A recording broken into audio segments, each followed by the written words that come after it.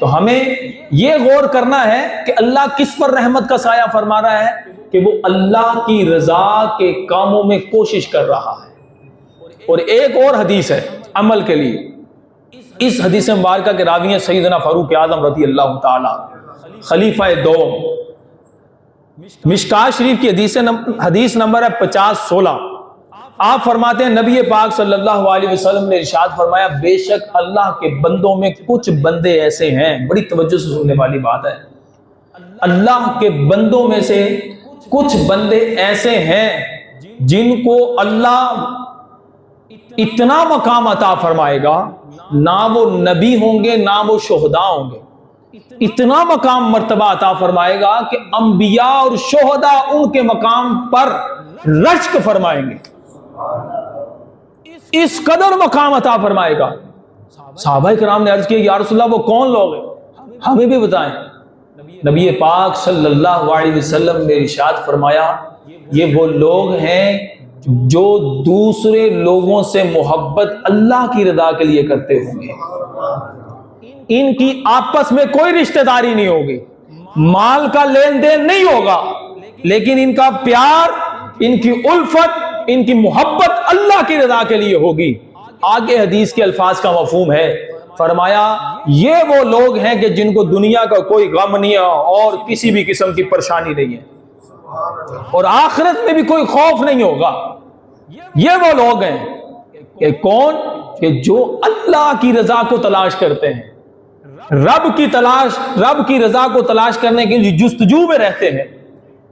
ہم لوگ بھی اپنے بارے میں غور کریں کہ ہم کتنے اعمال رب کی رضا کے لیے کرتے ہیں، کتنے افعال ہمارے رب کی رضا کے لیے ہوتے ہیں۔ بڑے دلائل ہیں کہ پرہیزگار ہی اللہ کے ولی ہیں، اور واقعتاً غیر پرہیزگار اللہ کا ولی نہیں ہو سکتا، جو نمازیں نہیں پڑھتا، جو قرآن کی تلاوت نہیں جانتا، ایسے لوگ بھی، کیونکہ ہمارے جو حقیقتاً بزرگان دین ہیں جن کی وجہ سے اسلام اس پاک و ہند کے اندر پہنچا، ان کی بدولت آج ہم مسلمان ہیں، جن کے صدقے ہم نے اپنی ماؤں کی گودوں میں سلام قبول کیا ہے، ان ماؤں کی لوریوں میں ہم نے اسلام کی دعوت لی ہے، یہ ان بزرگان دین کا صدقہ ہے جو حقیقتاً شریعت کے پاسداری فرماتے تھے۔ جو غیر شرعی کام کرتا ہو وہ بزرگ نہیں ہوتا، وہ شیطان کا پجاری ہوتا ہے، وہ شیطان کو راضی کرنے والا ہوتا ہے۔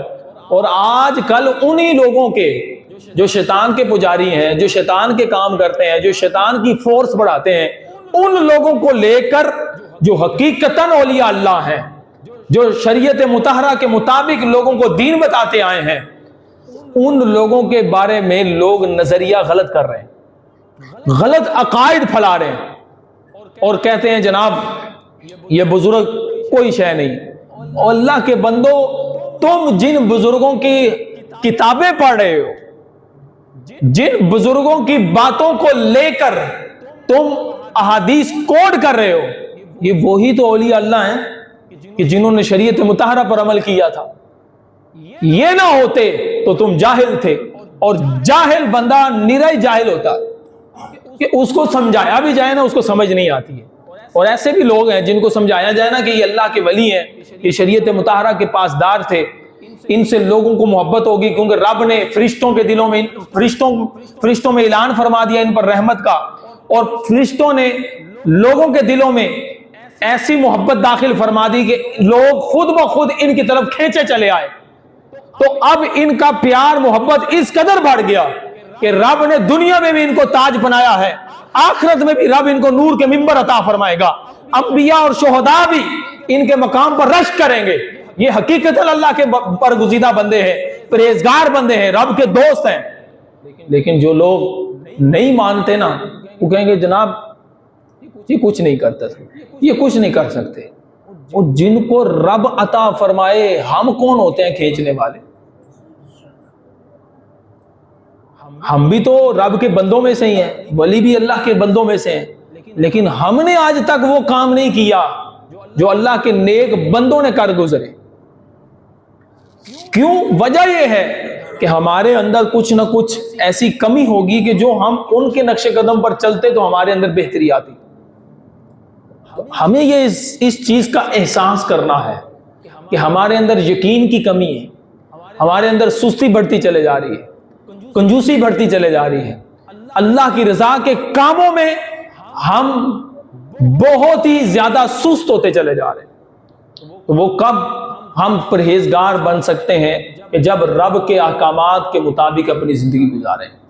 کاش کہ ہم اللہ کے نیک بندوں کے نقش قدم پر چلیں تاکہ ہماری دنیاوی زندگی بھی بہتر ہو جائے اور اخروی زندگی بھی بہتر ہو جائے۔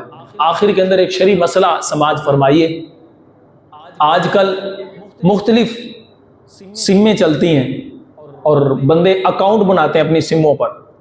یہ بڑا اہم مسئلہ ہے کیونکہ حرام سے بچانا ذمہ داری ہے، اس ذمہ داری کو آپ تک پہنچانا بھی ذمہ داری سونپی گئی ہے۔ تو اس حوالے سے میں آپ کے سامنے یہ بات رکھ رہا ہوں۔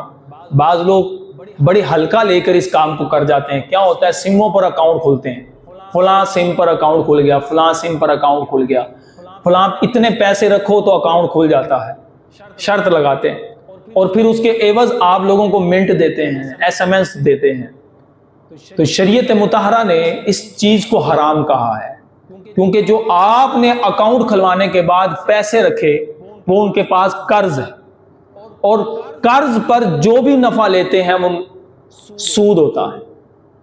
یعنی بندے نے کسی کو پیسے دیے اور اس نے وہ پیسوں کے عوض کچھ نفع دیا، اب چاہے منٹوں کی شکل میں ہو یا ایس ایم ایس کی صورت میں ہو، تو وہ جو اکاؤنٹ پر پیسے رکھنے کے بعد ہمیں منٹ مل رہے ہیں یا ایس ایم ایس مل رہے ہیں، یہ حرام کام ہے۔ اگر آپ لوگوں نے یہ اکاؤنٹ کھلوا لیے ہیں تو اس اکاؤنٹ سے فوراً پیسے نکالیں۔ اگر بند کرنے کی صورت بنتی ہو تو فوراً بند کر دیں۔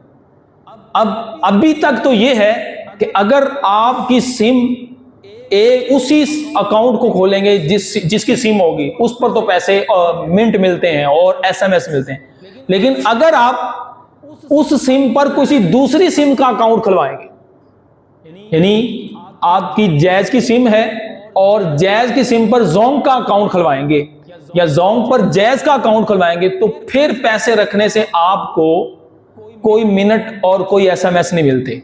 تو یہ والی صورت والا اکاؤنٹ کھلوانا جائز ہے فی الوقت، لیکن جو پہلے والا ہے کہ جیز کا ہی اکاؤنٹ کھلوایا اور جیز میں پیسے رکھے، اس اکاؤنٹ پہ پیسے رکھنے کی وجہ سے آپ کو منٹ مل رہے ہیں اور آپ کہنے فری مل رہے ہیں ساڈا کی، تو یہ چیزیں جو چھوٹی چھوٹی ہوتی ہیں ہم ہلکا سمجھ کے حرام کاموں میں پڑ جاتے ہیں۔ اس وجہ سے پرہیزگاری نہیں آتی، جہالت سروائیو کر جاتی ہے، سرائیت بھی کر جاتی ہے، اور جب جہالت بڑھ جائے بندہ دین سے دور ہو جاتا ہے۔ پھر وہ لوگ جو دین کے پر حملے کر رہے ہیں وہ ہمارے نوجوانوں کو اسلام سے دور کر دیتے ہیں۔ تو ہمیں یہ شرعی مسئلہ یاد بھی رکھنا ہے، دوسروں تک پہنچانا ہے کہ ایسا اکاؤنٹ کھلوانا چاہے سیونگ اکاؤنٹ کیوں نہ ہو کہ اس سے سود ملتا ہے، حرام اور رب سے جنگ ہے۔ اللہ تعالی ہمیں محفوظ فرمائے۔